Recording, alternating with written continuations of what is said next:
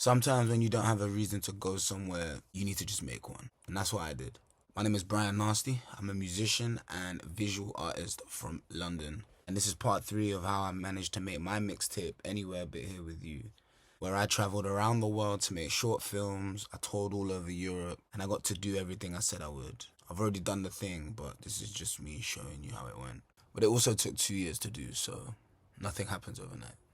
So imagine I touched down in Japan after like a 12-hour flight. I've always wanted to be here, and imagine they lose my luggage. True stories. I wrote this film, wanted to have a whole club sequence, a whole bunch of extras, all sorts of crazy shit, but I didn't have the budget. I obviously wanted to have the cityscapes in the background, super recognizable being in Tokyo. Obvious, I know. I also wanted to make a second film while I was out there about this old man and taking me through the countryside, and that's something that I did manage to do perfectly. But that's for another part. I worked with this director called Anthony Yeo Hayes, who was essentially our tour guide and just plugged us into the right places in the city to get everything we wanted done properly. And yeah, we ran around the city for a whole week, looking at locations, thinking how we were going to shoot everything. We spent the same amount of time storyboarding the whole thing.